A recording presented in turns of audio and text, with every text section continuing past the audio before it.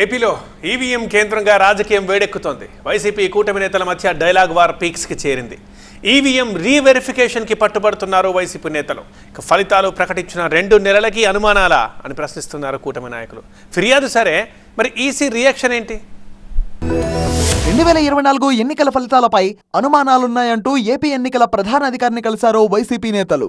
EC ప్రకటించిన polling శాతానికి, counting లో చూపిన పోలింగ్ పర్సెంటేజ్ కి మధ్య తేడా ఉండడం అనుమానాలకు తావిస్తుందన్నారు మాజీ మంత్రి అంబటి రాంబాబు.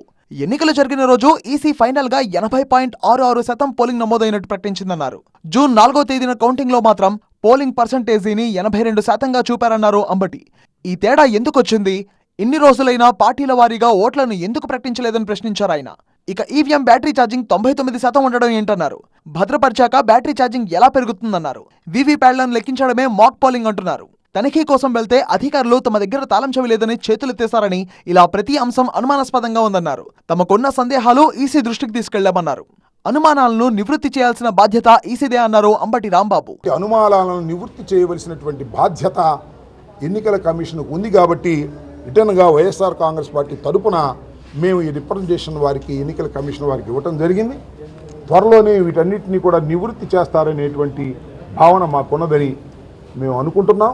వారు చేయకపోతే ప్రజాస్వామ్యం ప్రమాదంలో పడిందనేటువంటి భావన దేశవ్యాప్తంగా వచ్చేటటువంటి అవకాశం ఉన్నది.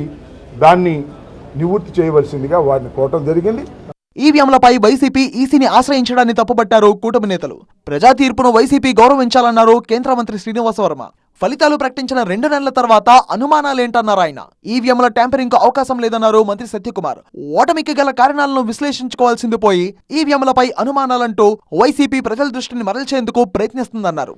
2019లో ఈవీఎంలపై వైసీపీకి డౌట్లు రాలేదా అని ప్రశ్నించారు బీజేపీ ఎమ్మెల్యే విష్ణుకుమార్ రాజు. ఇదంతా చీప్ ట్రిక్స్.